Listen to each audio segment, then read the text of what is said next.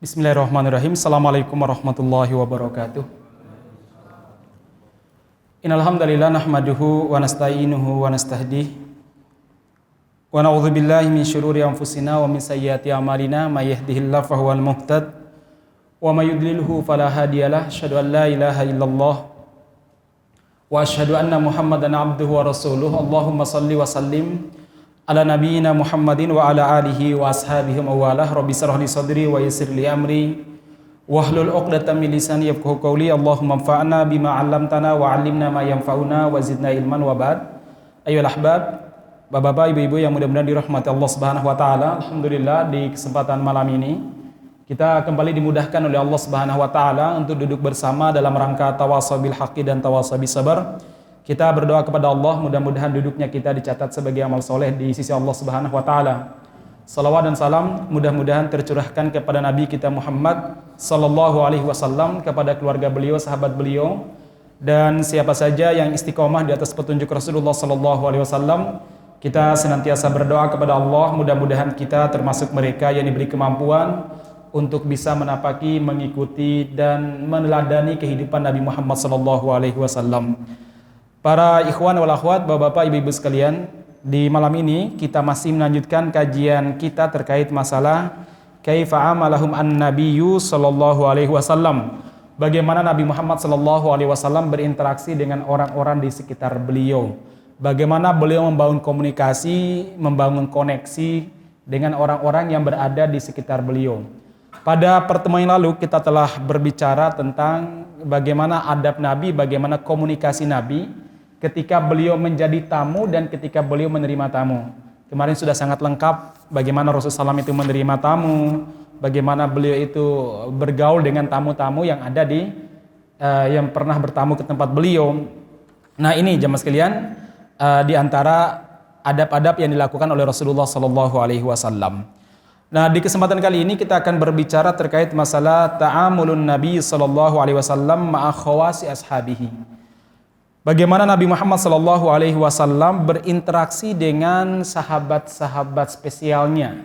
Karena Nabi Muhammad SAW memiliki banyak sahabat. Nah, di antara sekian sahabat tersebut ada orang-orang spesial yang senantiasa diajak oleh Rasulullah SAW untuk diskusi, musyawarah, bertukar pendapat, atau diajak bepergian bersama. Banyak.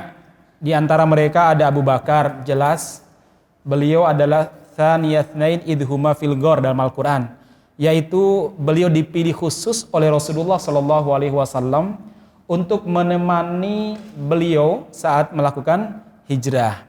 Kemudian ada juga Umar bin Khattab radhiyallahu anhu. Beliau adalah sahabat Nabi sekaligus mertua Nabi, sebagaimana Abu Bakar juga demikian. Kemudian ada juga Utsman, sahabat sekaligus menantu beliau. Ada Ali, juga sahabat sekaligus menantu Rasulullah SAW. Ada Abu Ubaidah ibnul Jarrah. Ada juga sahabat Zubair bin Awam. Ada sahabat Zaid bin Harisah. Sahabat yang senantiasa menemani Rasulullah SAW, yang sering diajak bepergian oleh Rasulullah SAW, termasuk dalam hal ini adalah Anas bin Malik sebagai pembantu beliau, juga sering diajak oleh Rasulullah SAW. Jemaah sekalian, ya mudah-mudahan dirahmati Allah Subhanahu wa taala. Cuma begini, saya minta izin sebelum saya bicara ini, karena ini kebetulan kita tanggal 1 Oktober dan kemarin tanggal 30 September. Saya ingin sedikit bicara terkait masalah komunisme. Karena ini betul-betul kita merasakan kebangkitan yang luar biasa, jemaah sekalian. Gak apa-apa Pak ya, mumpung ini lagi hangatnya ya. Ini kan lagi hangat gara-gara Jenderal Dudun mengizinkan pemindahan patung peringatan kejahatan PKI akhirnya oleh Bapak Gatot Nurmantio, mantan Panglima, menuduh bahwa di Angkatan Darat sudah tersebar paham komunis. Ini lagi ramai jemaah sekalian. Baik, begini, saya ingin bicara singkat saja biar kita paham. Saya tidak akan berbicara kejahatan PKI karena mungkin sebagian besar yang hadir di sini sudah paham semuanya. Karena saya lihat rata-rata ini kelahiran 90 ke bawah ya. Betul ya? Rata-rata loh ya. Walaupun saya lihat masih ada adik-adik juga yang lahir di atas 90 ke atas. Kalau teman-teman yang lahir di 90 ke bawah, itu biasanya kita dulu setiap hari dipertontonkan setiap malam 30 September, yaitu film G30 SPKI. Ya nggak Pak ya? Sampai kita hafal banget, ini sampai ini apa, sampai ini apa. Nah kemarin malam Jumat kita malam Kemis nobar bersama kawan-kawan di daerah Joglo dakwah sana ya. Mereka tuh udah hafal, ini kejadiannya ya. Saya bilang begini, kalau materi ini saya sampaikan kepada sampean, kepada bapak-bapak, ibu-ibu kurang cocok. Kenapa? Anda bahkan bisa paham dari 1 menit ke menit berikutnya apa yang terjadi film tersebut ya. Saya cuma menyampaikan beberapa hal yang menurut saya ini perlu kita pahami bersama. Yaitu apa teman-teman sekalian? Yang pertama saya akan berbicara bagaimana ideologi komunis ini berkembang, munculnya di mana, tumbuh suburnya bagaimana. Dan bagaimana ceritanya kok sampai ke negeri kita Indonesia. Ya, kemudian yang terakhir, apakah kebangkitan komunisme fakta atau ilusi? Baik, saya bicara dulu poin pertama. Bagaimana sejarah munculnya komunisme? Sejarah kebangkitan komunisme, demikian juga sebelumnya adalah ateisme, terutama di Eropa komunisme. Ini tidak pernah lepas dari masa-masa kegelapan yang pernah dialami oleh orang-orang Barat. Orang-orang Barat menyebutnya Dark Age sebagai abad kegelapan, yaitu berumur kurang lebih dari 1300 sampai 1600 atau 1800. Indonesia belum merdeka. Masa-masa itu jemaah sekalian, masa-masa di mana orang-orang Barat mengalami kekacauan yang luar biasa. Kenapa demikian? Karena gereja pada saat itu betul-betul menguasai, mengendalikan dan memiliki kekuasaan absolut yang tidak bisa diganggu-gugat oleh siapapun. Gereja pada saat itu. Gereja menyatakan dirinya sebagai perwakilan dari Tuhan. Jadi mereka adalah perwakilan dari Tuhan.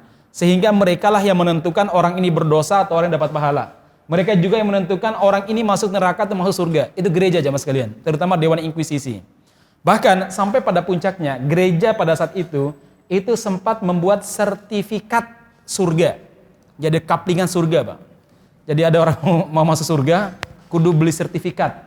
Dan tentu saja yang mampu beli sertifikat adalah orang-orang kaya. Sementara orang-orang miskin, mereka tidak mampu beli sertifikat.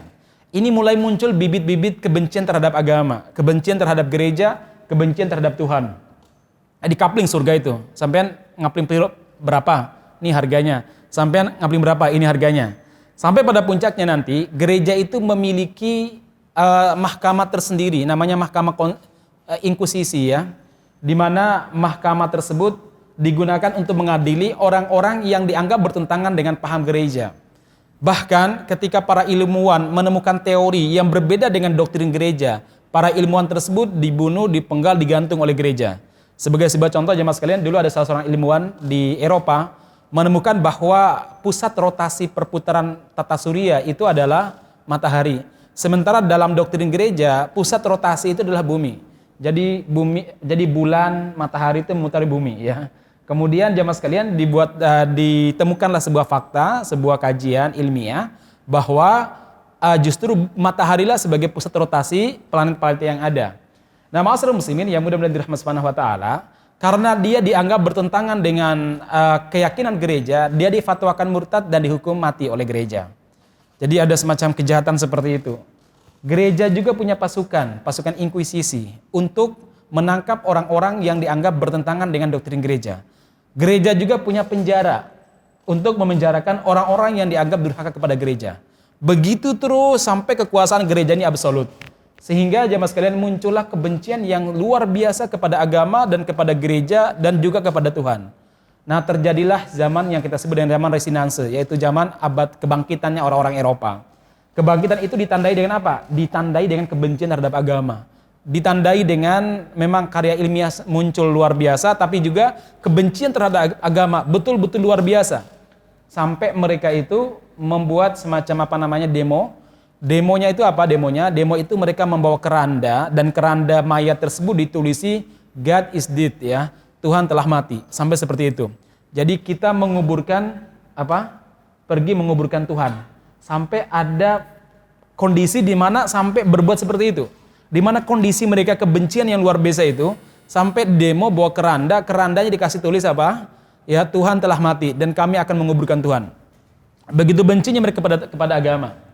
Nah, sampai juga mereka ini membatasi kekuasaan gereja. Udahlah, gereja berbicara, gereja menguasai dan boleh mengendalikan gereja sampai gerbang gereja. Di luar gerbang gereja, maka yang mengendalikan manusia adalah pikiran mereka, bukan gereja. Ini pikiran-pikiran liar. Dari sinilah muncul nanti namanya sekularisme, bibit sekularisme, bahwa agama tidak boleh ikut campur dalam urusan negara. Dari sini jamaah sekalian. Nah, singkat cerita jamaah sekalian, ada juga mereka dulu karena tafsir Injil didikotomi, dikuasai dan dimonopoli oleh dimonopoli oleh oleh Katolik, Paus di Vatikan Roma. Jadi aliran-aliran Kristen lainnya itu seakan-akan sebagai orang yang tertuduh bersalah kalau tidak mengikuti tafsir daripada Katolik yang ada di mana? Di Roma pada saat itu. Hingga terjadilah yang namanya kebebasan, keinginan untuk bebas menafsirkan Injil. Gak harus dari Roma. Maka ada istilah banyak jalan menuju Roma, ya. Yang akhirnya itu menjadi idiom, ya. Nah, jemaah sekalian, singkat cerita, ketafsir ini muncul nanti. Ini adalah bibit, namanya bibit liberalisme. Yaitu apa? Kebebasan menafsirkan agama, kebebasan mengekspresikan agama, kebebasan orang beribadah. Wes lah, nggak usah ngatur-ngatur. Kita juga manusia, kita juga adalah orang-orang Kristen yang percaya Injil. Ya, kami juga punya hak untuk menafsirkan Injil. Nggak harus dari Roma. Nah, jemaah sekalian, nanti di kemudian hari ketika Eropa menjajah negeri-negeri kaum muslimin, paham-paham itu kemudian dibawa ke negeri kaum muslimin, diimpor ke negeri kaum muslimin, diekspor ya ke negeri kaum muslimin. Yaitu apa? Paham sekularisme, paham liberalisme itu diimpor, diekspor diekspor ke negeri-negeri yang mereka jajah. Nah, di antara orang-orang yang anti terhadap agama adalah apa? Sebagian orang-orang Yahudi yang merasa diperlakukan kurang mengenakan di Eropa. Di antara keluarga Yahudi tersebut, keluarga Marx, ya, keluarga Marx. Nah, Marx ini keluarga Yahudi yang semacam diintimidasi, ditekan oleh orang-orang Katolik dan lain sebagainya, yang akhirnya membuat mereka terpaksa pindah agama, pindah ke Kristen.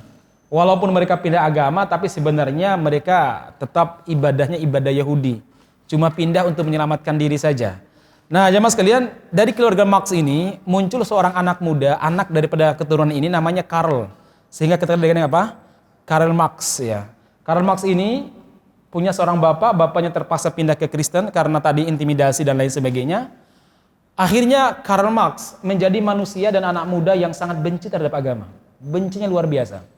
Nah, kebencian dia ini kemudian ditanggapi dan disetujui oleh temannya, seorang anak kaya raya, namanya Engels, Frederick Engels. Ya, diterima, kemudian mereka diskusi. Nah, akhirnya dua anak muda ini menyampaikan ide-idenya dan kemudian didukung oleh Freemasonry, ya. Didukung oleh Freemasonry Yahudi. Jadi Yahudi ini memang biang kerok dari semua permasalahan, ya. Nah, kemudian Freemasonry memutuskan bahwa gerakan komunisme yang diusung oleh Karl Marx dan Frederick Engels ini harus didukung. Sebenarnya Karl Marx sendiri orang yang gagal dalam menata rumah tangga dan kehidupannya. Dia dikenal sebagai laki-laki yang malas kerja. Udah begitu hidupnya jorok, kotor, kamarnya penuh dengan sampah, penuh dengan asbak rokok, penuh dengan pecahan-pecahan piring, pecahan-pecahan gelas minuman keras. Sampai disebutkan istrinya itu nggak betah kalau masuk kamarnya Karl Marx. Karena jijik, gila nih. Ya, beda mungkin kalau istri sampean masuk kamar sampean kan betah, ya. Kalau istri saya, Karl Marx ini nggak betah masuk kamarnya Karl Marx, ya. Dia pengen segera keluar. Udah begitu, dua putrinya dan seorang menantunya bunuh diri.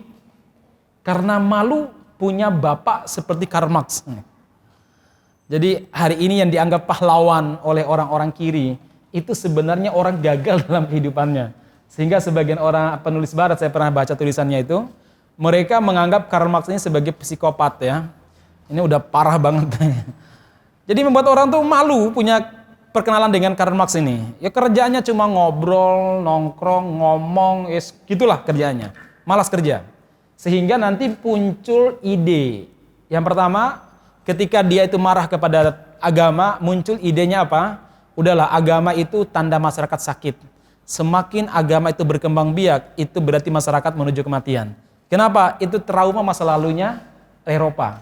Dimana kalau gereja sebagai agama, maksudnya gereja sebagai simbol agama, itu semakin berkuasa, maka masyarakatnya semakin mati. Nah, logika ini sebenarnya nggak terlalu salah dalam makna ketika mereka melihat sejarah mereka. Trauma sejarahnya itu membuat mereka berpikiran bahwa agama tanda masyarakat sakit. Semakin agama itu semakin tumbuh subur di tengah masyarakat, berarti masyarakatnya semakin mati, ya, semakin hancur.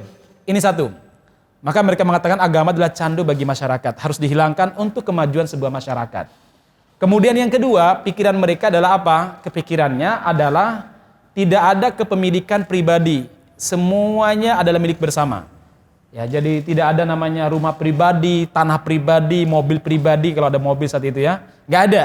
Semuanya milik bersama, kecuali suami dan istri. Ya. Yang lain tuh semuanya milik bersama yang diatur oleh negara. Nah, jamaah sekalian, pikiran ini berkembang di kemudian hari. Nah, oke, sampai sini. Perkembangannya luar biasa. Baik. Kemudian Belanda menjajah negeri kita. Ini loncat ya. Belanda menjajah negeri kita. Ketika Belanda menjajah negeri kita, terjadi perlawanan yang luar biasa dari umat Islam. Kemudian jamaah sekalian, akhirnya ada salah seorang tokoh sosialis kiri, komunis dari Belanda, datang ke Indonesia. Namanya Sneflit. Dia mendarat di Surabaya pada saat itu. Sneflit ada versi yang mengatakan bahwa dia dibuang ke mana? Ke Indonesia karena di sana itu terlalu banyak bikin onar di kerajaan Belanda. Maka dibuang ke sini. Sekaligus Belanda punya misi. Apa misinya? Bagaimana mengaborsi perjuangan orang Indonesia yang sebentar lagi menuju kemerdekaan. Supaya diaborsi, dihancurkan lah ya. Nah, karena dia punya teori sosialis. Singkat cerita aja mas kalian. Si Sneflit ini kemudian merekrut anak-anak muda Surabaya, anak-anak Jawa Timur, direkrut. Di antara rekrutnya ini banyak santri juga yang ikut-ikutan, ya. Terutama santri yang punya trauma dengan pondok pesantren, mungkin pernah diperlakukan kasar, atau mungkin di pondok sering melanggar, sering digundul. Makanya hati-hati, kalau anak itu kecewa juga tuh pelariannya bahaya juga aja mas kalian ya. Akhirnya apa? Direkrut oleh Sneflit. Nah, di antara santri tersebut namanya Samaun ataupun Samaun kalau bahasa Arabnya ya. Nah, lucunya sebenarnya Samaun ini murid daripada Haji Omar Said Cokroaminoto, yaitu seorang tokoh gerakan Indonesia, gerakan kemerdekaan. Host Cokroaminoto itu memiliki 3 murid yang sangat berbakat saat itu. Ya, muridnya banyak tapi yang paling berbakat ada 3. Yang pertama Samaun atau Samaun ya. Yang kedua adalah Kartosuwiryo ya. Kemudian yang ketiga adalah Soekarno. Ya. Tapi luar biasanya, 3-tiganya memiliki jalan yang berbeda. Samaun memilih sosialis, Marxis, komunisme. Kemudian Kartosuwiryo memilih Islamisme, yang akhirnya mendirikan NII nanti, DITI.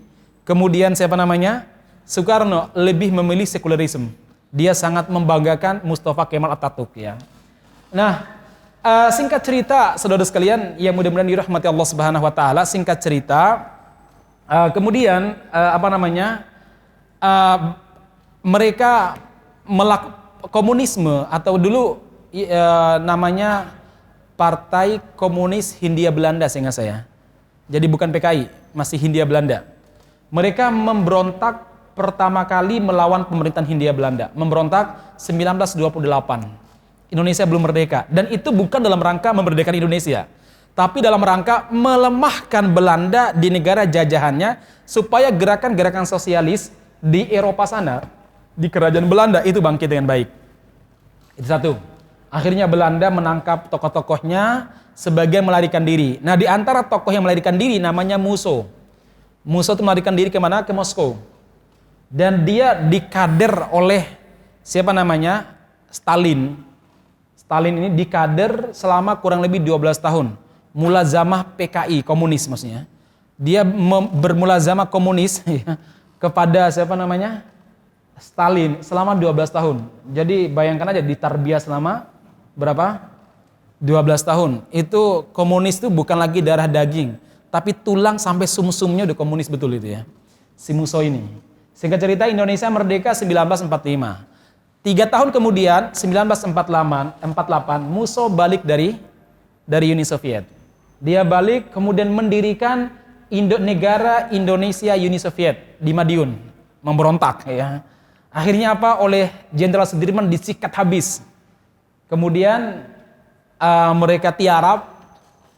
Namun luar biasanya 17 tahun kemudian 1965 mereka bangkit lagi. Mereka bangkit lagi dan pemberontakan kali ini jauh lebih besar. Pembunuhan para ulama, para kiai dibunuh, apalagi di Solo ini habis para ulama. Pokoknya Jawa yang paling banyak tuh ya. Kalau luar Jawa nggak begitu berefek ya, tapi Jawa tuh ya, Jawa Timur, Jawa Tengah, Jawa Barat, terutama Jawa Tengah sama Jawa Timur. Habis para ulama dibunuh oleh orang-orang komunis, baik itu Barisan Tani Indonesia BTI ataupun itu Gerwani atau apalah namanya. Ya, mereka melakukan kejahatan yang sangat mengerikan, pesantren-pesantren dibakar, kemudian para kiai dipenggal kepalanya, kemudian para tokoh hatta bupati mereka bunuh dan lain sebagainya. Sebagaimana Anda nonton film G30 SPKI itu. Walaupun ya ada yang mencurigai narasinya terlalu berlebihan ya. Ya, terlalu berlebihan, ada yang mengatakan demikian. Itulah urusan lain lah. Tapi bahwa kejahatan mereka nyata itu benar. Itu yang tidak bisa kita hindari. Bahwa dalam dalam pembuatan film itu ada kepentingan politiknya Orde Baru, iyalah yang namanya mereka yang buat. Tapi bahwa kejahatan mereka itu nyata. Nah, jemaah sekalian, singkat cerita terjadi pembunuhan, pembantaian yang sangat mengerikan.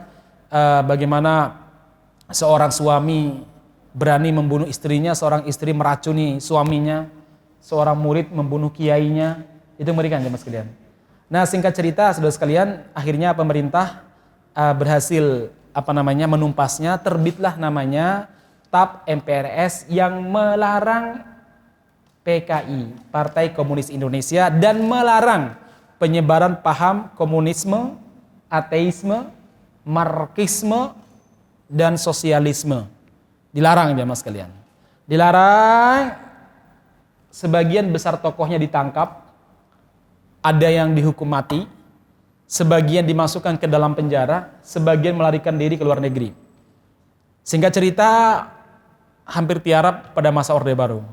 Terjadilah reformasi 1998. Saat itu saya masih SMP. Ya, Bapak-bapak udah punya anak tentunya ya. Terjadilah reformasi 1998 jemaah sekalian, di mana pada 1998 ini Soeharto akhirnya runtuh digantikan oleh wakil presidennya. Siapa namanya? Pak Habibie. Pada zaman Pak Habibie, beliau didesak untuk membebaskan para tapol dan napol, tahanan politik maupun narapidana politik. Akhirnya dibebaskanlah, banyak umat Islam ada yang dibebaskan, tapi orang-orang komunis juga banyak yang dibebaskan. Nah, jemaah sekalian, ada beberapa tokoh komunis yang memang sangat produktif walaupun mereka di penjara, seperti Pramudia Anantatur, itu paling produktif. Nulis novel-novel yang sekarang menjadi kitab sucinya anak-anak kiri. Kan anak-anak kiri itu kalau di kos-kosnya mereka itu biasanya satu di bawah bendera revolusi, itu bacaan wajib. Kemudian novel-novelnya mereka adalah novel-novelnya siapa? Pramudia Anantatur ya. Dan novelnya memang bagus ya. Saya sendiri senang baca dulu ya. Baca dulu novelnya siapa? Pramudia Anantatur itu. Kemudian beberapa buku lainnya. Nah, jemaah sekalian, 1998 itu menjadikan mereka reformasi 1998 membuat mereka ini betul-betul serius untuk menata perjuangan mereka. Di saat yang bersamaan umat Islam terlalu euforia, ya. Terlalu apa? Euforia. Akhirnya membuat partai, banyak banget partainya kan. Sehingga saya dulu awal-awal tuh 48 partai sehingga saya. Ya, yang akhirnya mengecil sampai 27 partai ya. Nah, di saat yang bersamaan anak-anak komunis mereka sempat membuat partai. Partai apa namanya dulu? Kok saya lupa sih? PRD ya. Partai Rakyat Demokrat ya. Sempat mereka membuat walaupun akhirnya gagal. Nah, singkat cerita jamaah sekalian, mereka ini karena nggak mungkin masuk jadi PNS, nggak mungkin juga masuk sebagai polisi TNI, karena pada 1965 pemerintah mengeluarkan keputusan ada namanya proses screening. bagi orang-orang yang mau jadi PNS, mau menjadi polisi maupun TNI. Apa screeningnya? Kalau ketahuan dia bapaknya atau terlibat atau kakeknya komunis, maka tidak lolos jadi PNS, polisi maupun TNI. Nah, singkat cerita jamaah sekalian, karena mereka merasa tidak mungkin berkarir di PNS, tidak mungkin berkarir di polisi maupun TNI, maka 1998 mereka berkarir di 3. Satu, mereka berkarir di media. Ya, jadi mereka mulai masuk ke media, mendirikan media. Yang kedua, mereka berkarir di bidang hukum. Maka banyak LBH, ya, lembaga bantuan hukum. Itu banyak anak-anak kirinya, ya. Kemudian yang ketiga, mereka berkarir di bidang politik. Artinya kalau hari ini Bapak-bapak kaget, kenapa sebagian tokoh politik kok setuju dengan nilai ide-ide komunisme? Ya wajar, Pak. Itu hasil tanaman mereka sejak 1998. Kenapa hari ini media begitu rame mendukung mereka? Wajar, karena saat ini adalah panen dari usaha mereka sejak 1998. Kenapa hari ini banyak LBH yang cenderung kepada komunisme atau nilai-nilai komunisme? Wajar, Pak, karena dulu mereka adalah orang-orang yang serius membina kader sejak 1998. Contoh nyata, misalkan jamaah sekalian, Munir, kasus Munir kan gak selesai. Kenapa? Karena kekuatan media itu luar biasa. Munir kita tahu dia tokoh kiri. Sementara media dimainkan oleh anak-anak kiri. Masalah hukum mereka juga pegang. Jadi kan negara dan pemerintah itu betul-betul nggak bisa kewalahan menghadapi kasus Munir ini. Padahal hanya seorang Munir, dia bukan seorang pejabat. Dia bukan seorang ketua DPR MPR atau ketua partai. Ya. Hanya tokoh anak-anak kiri saja. Ya, walaupun sebagian di antara mereka alhamdulillah ada yang sadar juga. Salah satu Bang Munarman, ya. Bang Munarman SH itu dulu dia anak buahnya Munir tuh, ya. Akhirnya Allah Subhanahu wa taala beri hidayah menjadi anak FPI, ya. Baik, kembali saya sampaikan jemaah sekalian. Itu awal komunisme sampai seperti itu. Ceritanya sampai ke Indonesia. Nah, sekarang bagaimana kita tahu bahwa komunisme itu bangkit? Begini. Para pakar sejarah mengatakan bahwa komunisme bangkit apa tidak? Saya nggak bicara PKI karena PKI itu adalah partai. Karena boleh jadi partai nggak ada tapi ideologinya bangkit, hidup, ya. Ini permasalahan bukan pada partainya tapi pada ideologinya. Ada 3 ciri khas setidaknya. Yang pertama adalah apa? Cirinya biasanya agama itu akan menjadi target, akan dinihilkan, dimarginalkan dari kehidupan bermasyarakat, disingkirkan. Ini ciri kebangkitan komunis.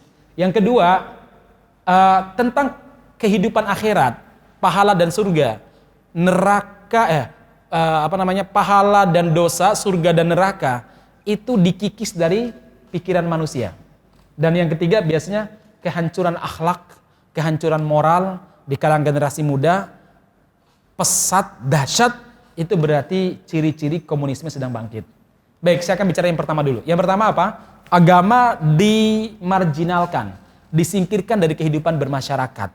Nah, jemaah sekalian, apakah terjadi di Indonesia? Udahlah, saya ingin berikan sebuah fakta. Masih ingatkah bapak-bapak sekalian bahwa dulu Bapak Ketua BPIP pernah mengatakan sekitar 2 tahun yang lalu bahwa musuh terbesar Pancasila adalah agama. Ya. Kemudian terbaru, Agustus tahun ini, dia membuat lomba penulisan artikel ilmiah terkait masalah Pancasila dan Islam dan hormat bendera. Ini yang membuat Bapak Anwar Abbas, yaitu Wakil Ketua Umum Muhammadiyah dan juga sebagai Sekjen Umum Majelis Ulama Indonesia, marah-marah. Beliau minta kepada Pak Jokowi supaya BPIP dibubarkan. Kenapa? Udah gajinya besar, kemudian hasil kerjanya nggak jelas. Kalau kerja bikin rusuh umat Islam. Akhirnya dipanggil sama DPR beberapa waktu yang lalu. Anda silahkan cari-cari beritanya. Ditanya, kenapa bapak-bapak sampai seperti ini kasusnya? Jawaban mereka, kami kalau berbuat dan mengeluarkan statement, kami itu nggak pernah keluar dari rambu-rambu yang telah ditetapkan oleh atasan kami. Semuanya order dari atasan kami. Wah, jawabannya begitu, ya. Jadi ternyata bukan inisiatif pribadi kalau dia ngomong bahwa musuh terbesar Pancasila adalah agama, itu bukan inisiatif pribadi, jemaah sekalian. Baik, masih ingatkah kita semua pada zamannya Mendagri Pak Cahyokumolo bahwa ingin dihapusnya kolom agama dari KTP? Ya. Masih ingat ya mas kalian? Ya. Masih ingatkah kita bahwa kurang lebih 1.400 perda syariah yang ada di beberapa daerah dibatalkan oleh Pak Jokowi karena dianggap bisa menghalangi investasi terutama di bidang pariwisata. Masih ingatkah kita bahwa tepuk pramuka itu dianggap tepuk anak soleh maksud saya. Tepuk anak soleh dianggap sebagai bibit radikalisme, padahal tepuk anak soleh itu apa salahnya? Gimana Pak?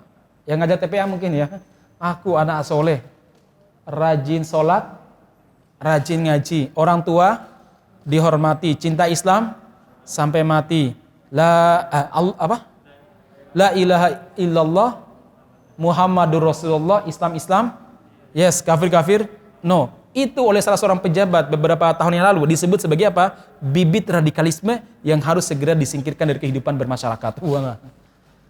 Masih ingatkah kita jamaah sekalian tentang usulan untuk menghapus pelajaran agama dari sekolah? Masih ingat?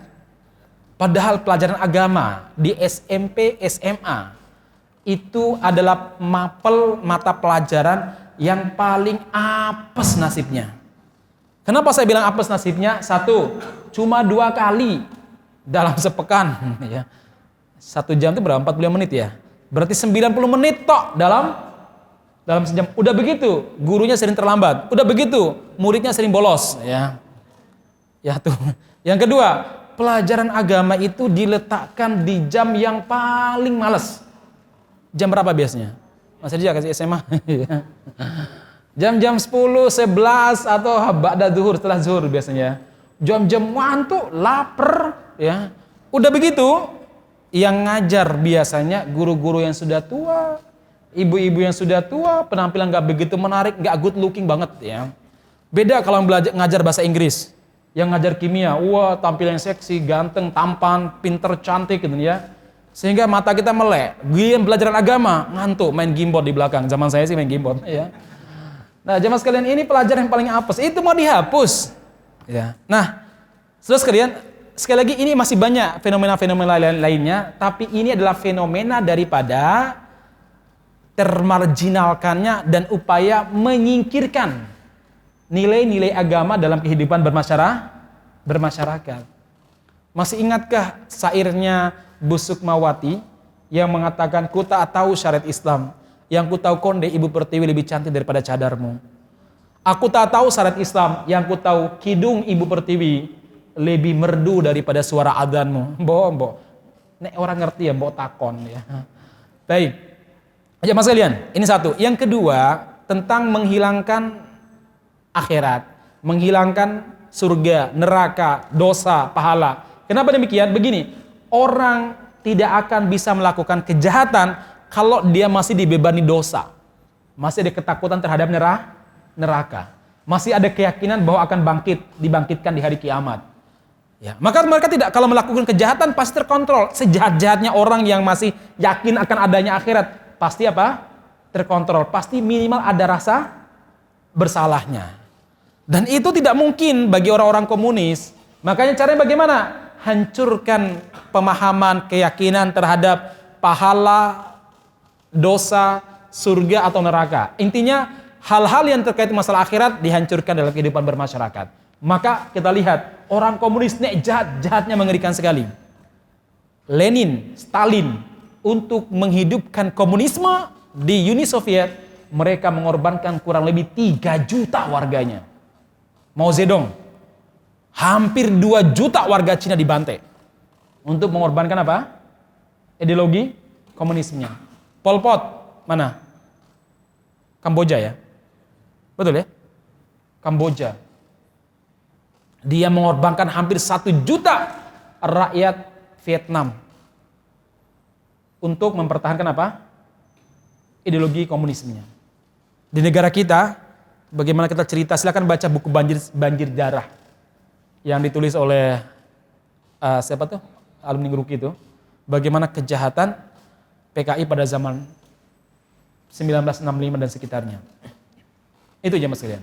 Kenapa? Gak ada beban dosa. Gak ada ketakutan terhadap hari kebangkitan. Gak ada takut untuk masuk neraka. Karena bagi mereka gak ada.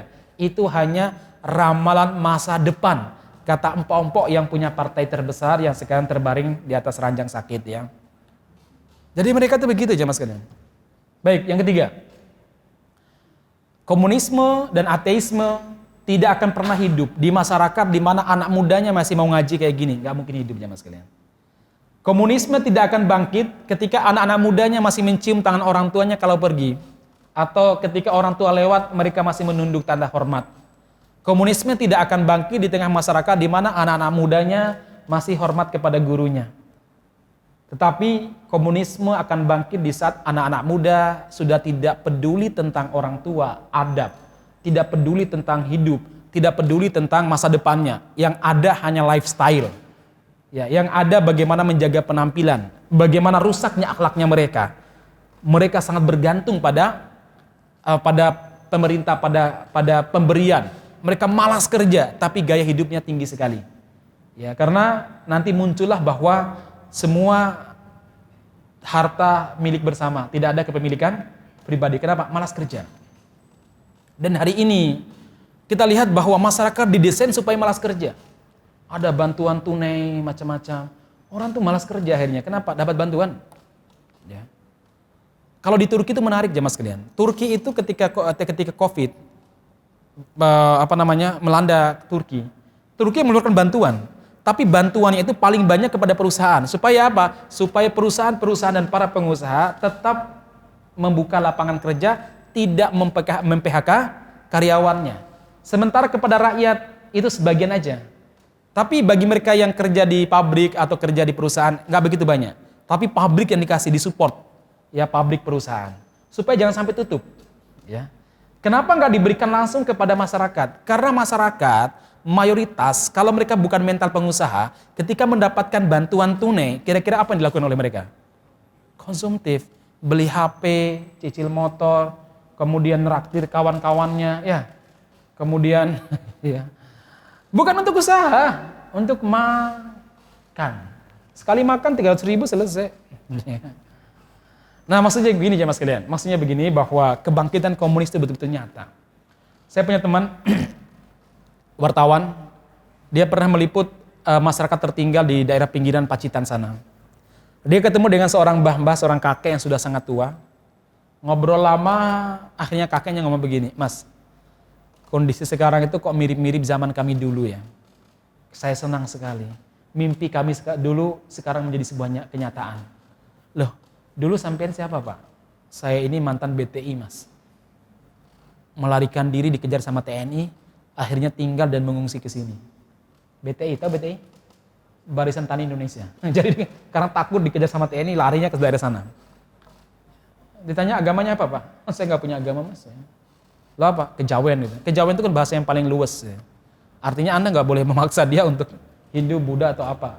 Sakarepe ya. Nah baik jemaah sekalian, ini sebuah fakta bahwa hari ini kita merasakan entah siapa yang membangkitkan, entah siapa tokohnya, tapi bahwa nilai-nilai komunisme itu sedang berkembang biak di tengah masyarakat kita, itu betul-betul nyata. Dulu ada pemutaran film G30 SPKI, sekarang nggak boleh. Tentara dulu biasanya wajib untuk menonton film itu, sekarang nggak boleh.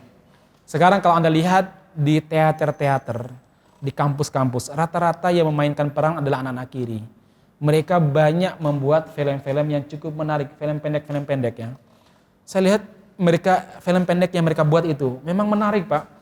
Ceritanya unik, sehingga di YouTube itu kalau Anda lihat ada Senyap, ada KTP, tahu nonton yang KTP itu ya, ada macam-macam.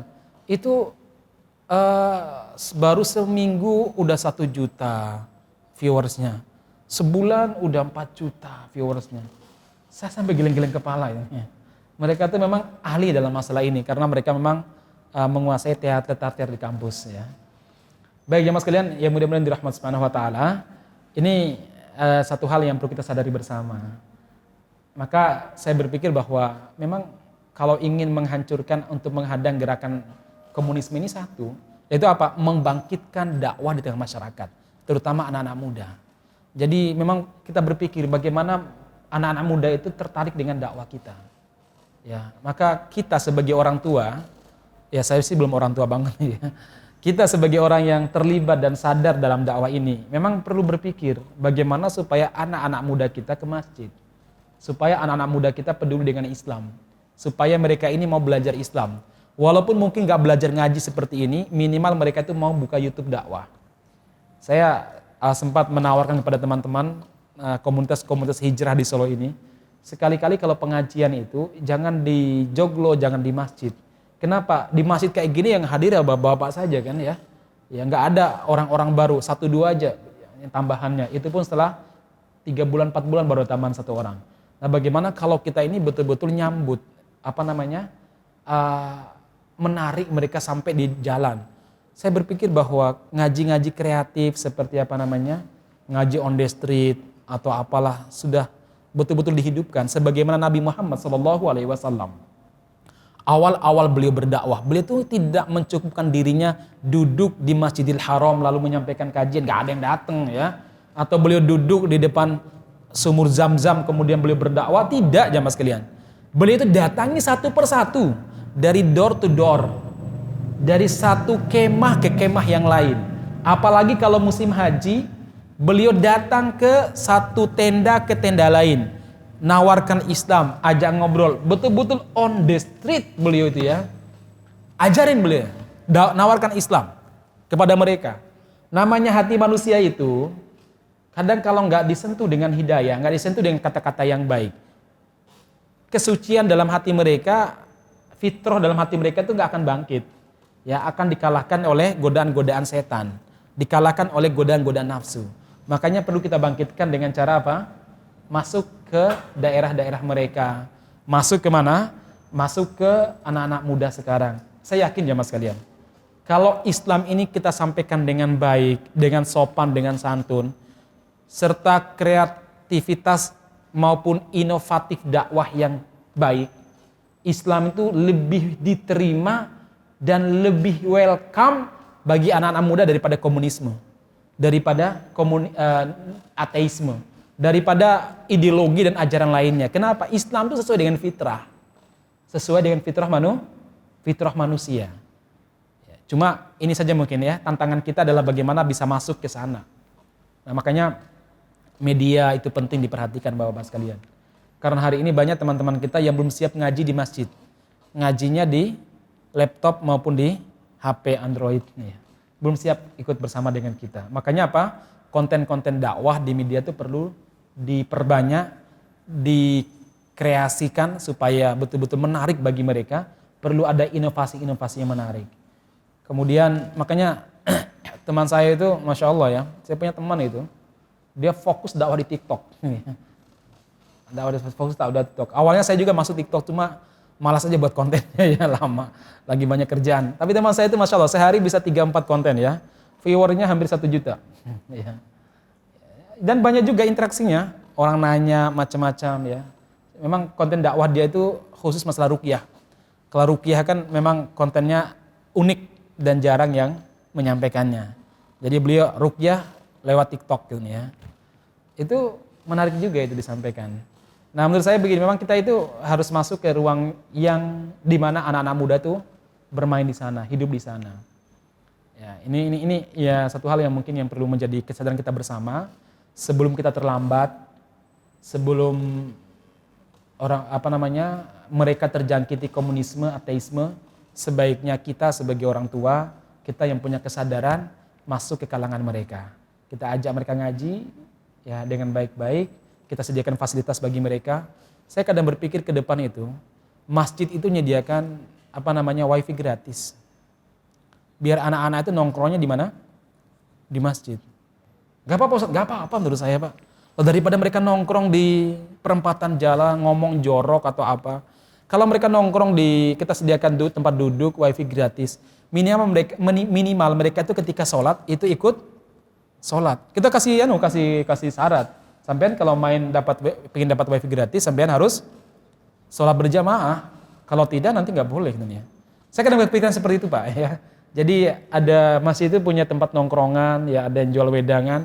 Jadi anak-anak malam tuh ya kalau ngegame itu nggak apa-apa lah ya di masjid daripada ngegame tempat lain. Tapi nanti dikasih batas waktu. Misalkan mulai buka wifi-nya jam 5 sore misalkan. Kan nanti biar nabrak waktu maghrib mereka mau sholat, walaupun mungkin nggak ngaji nggak masalah. Jadi dibuat semacam bagaimana kita cara untuk itu membuat mereka tertarik. Ya. Ada beberapa masjid yang sudah mulai seperti itu. Jadi ada wifi gratisnya, kemudian ada tempat nongkrongannya, sekaligus jadi tempat usahanya remaja masjid ya. Ya jadi jualan gitu ya. Nah nanti setelannya ya dibikin gimana lah caranya ya. Ya, apakah mungkin nanti musiknya awalnya ganti Maher Zain ya. Kemudian lama kelamaan mungkin ganti sholawatan, kemudian lama kelamaan ganti tilawah kan. Itu hal yang menarik sebenarnya ya, yang perlu kita pikirkan supaya dakwah ke anak muda betul-betul diterima.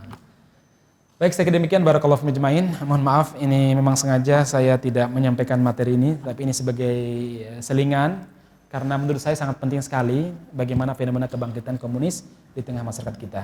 Demikian subhanakallahumma rabbana bihamdika asyhadu an la ilaha illa anta astaghfiruka wa atubu ilaik. Walhamdulillahirabbil alamin. Assalamualaikum warahmatullahi wabarakatuh.